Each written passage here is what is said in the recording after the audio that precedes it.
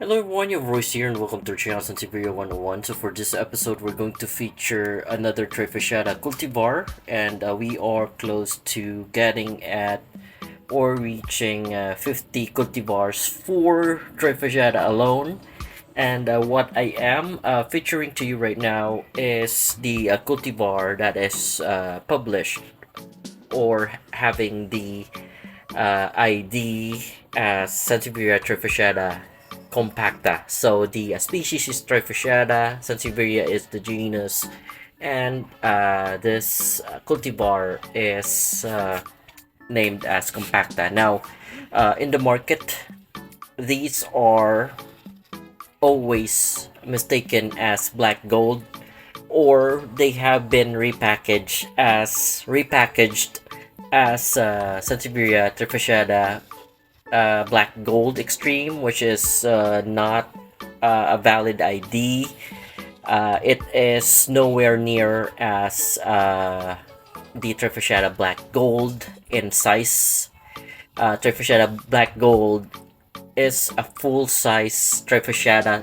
They are trifasciatas that are reaching more than 2 feet. What I am showing you right now is Sansevieria trifasciata compacta, and it is having the height not more than 25 inches or 26 inches. They are just borderline 2 feet or just a little over 24 inches. So they are still part of the compact group of trifasciatas in the market. Again, they are repackaged as black gold extreme, wherein they don't really have any relationship to black gold, nor did they mutate to black gold. That is not proven. There is no basis regarding that claim.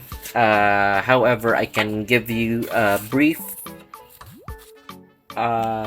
description or some information or origin or information about the origin of Sansevieria fasciata compacta. So the other name for trifasciata compacta, this is a very old cultivar, and it was introduced back 1951. So this isn't a new cultivar. It's just that people tend to mistake it as black gold, and even some mistake it or repackage it as black gold extreme. So those are just sales. They are just sales strategy for you to buy an already existing plant in the market.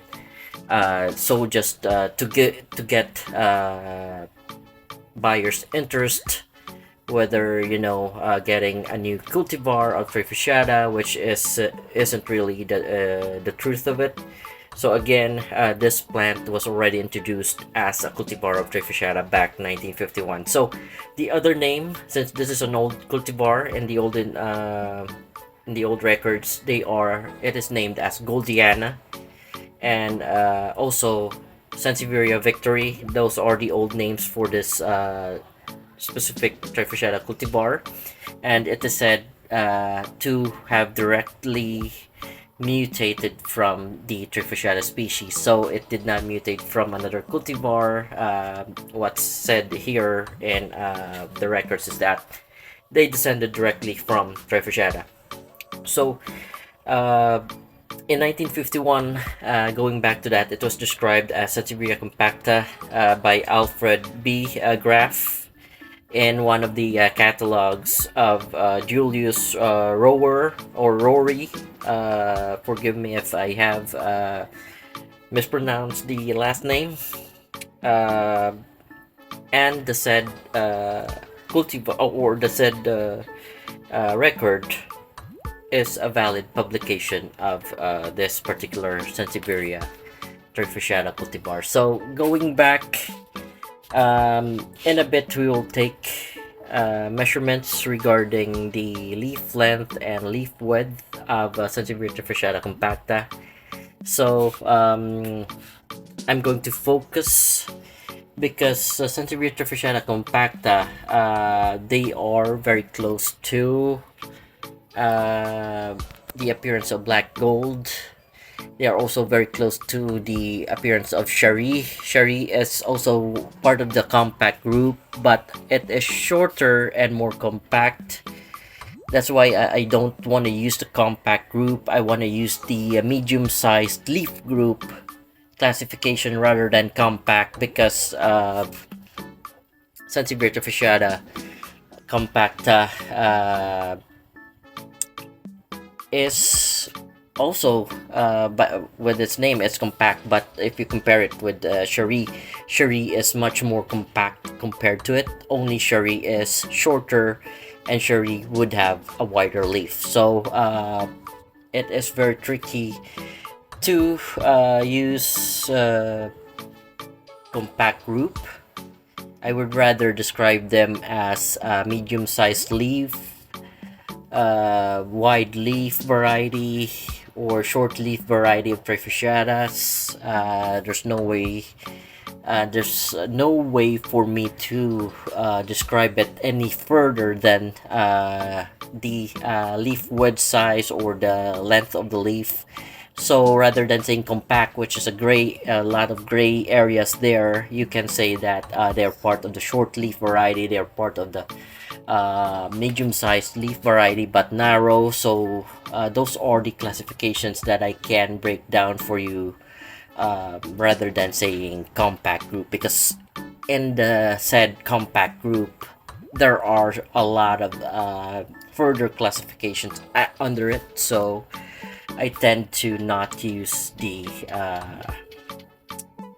word compact group to describe them as a group, or as a kind of trifasciata. So going back, it is also said that when you leaf propagate Sansevieria trifasciata compacta, you will be getting the Sansevieria trifasciata nelsonii. So nelsonii would be a dark green clone of trifasciata. So when you leaf propagate, folks, you'd have the same height of the leaf, you have the same size of the leaf, although what you wouldn't get is you would lose the margins. So you would lose the margins, and you will only have a solid black color. And if you are successful enough to get them from leaf propagation, then you get the Sansevieria fasciata nelsonii, which is just the solid dark green color. They are solid dark green clones of this particular cultivar. So you wouldn't have the margins or the variegations, because they will not be carried over when you leaf propagate this trifasciata, or this Sansevieria snake plant, as some people would call it. So another thing is that when you leaf propagate them, it's not exactly 100% that you get Sansevieria fasciata nelsonii, which is the dark green clone. Most probably, you would get the basic form of trifasciata, which is the banded type. You see the dark green and the light green in alternate pattern. Those are that's the normal form of trifasciata. So with regards to this, there might be there's something going on below the soil, that it did not give an offset that is the same as it is, or the same as what you can see on the back part, or of the larger ones. So there might be some problems with regards to this uh, offset. So I guess it has had some root rot, or closer to the base, it had a cut, and it had to grow like a leaf propagated method of growing trifasciata. So uh, normally, if the plant is healthy, you would get true to form appearance or offset, which is supposedly the same as these guys, the back part. This is the oldest plant, or the mother plant, and then these are the offsets. So as you can see, mother plant, that's the oldest one, has the darkest coloration. and the offsets are kind of light. So one of my theory is that Sansevieria trifasciata compacta is not a full dark green clone, or dark green. It doesn't have a full dark green, solid dark green color, because even though it's very minimal, you'd see that there are still genes that are light color from it. It's not absolutely solid dark green. There are parts of it that are still light green color. So it's just that it is being proliferated by the darker green pigmentation of the plant. So with that said, you still have a chance of getting the uh, normal trifasciata or the base trifasciata offset, which is this one. So what we'll do is that we'll remove this small plant and see what happened. So I'll try to extract it as gently as I can and see what happened from the bottom part as to why this guy had a basic trifasciata offset, or a base trifasciata offset. So I'll try to remove it. I'll just try to pull it out uh, like I have suspected, folks. So normally people would wonder why their trifasciatas that are having variegations or colored trifasciatas would revert to normal green. Is that there are cases that you had root rot. So folks, as you can see, there are no rhizomes on this particular offset. There are no rhizome, and there's no connection anymore to the mother plant. Thus, it rooted from the leaves, and then it produced an offset of a trifasciata base form, or the basic trifasciata that is normally found in the wild. So it acted naturally without human intervention. The root rotted, and the offset grew from the leaves itself. So if I'm going to put it that way, normally you'd have more roots on the bottom part of this small offset, and usually it would be connected to the mother plant, but for whatever reason it rotted, and the topmost portion survived. It rotted all the way to the top of this base leaf, and then from there it grew smaller root. It rooted from the leaves, and it produced an offset of the green form. So I was expecting a dark green clone, which is classified as Nelsoni, but I have no luck. Like I have told a colleague of mine, May, not all trifasciata that are marginated and would look like that they are solid green in color, where in fact there are minimal light green bandings still in the plant itself or in the cultivar itself. So they are still including the light green pigmentation, or the light green cells. They can still produce the normal banded trifasciata if you leaf propagate them. So not at all times you will get the solid dark green clone from this leaf if you leaf propagate it. That is the case. That is on my case. In fact, if I can show you another pot wherein I have leaf propagated. The one at the back is the one that I have. I'm sorry, I almost dropped the camera. So I'll set the camera as such so I can show you the other pot.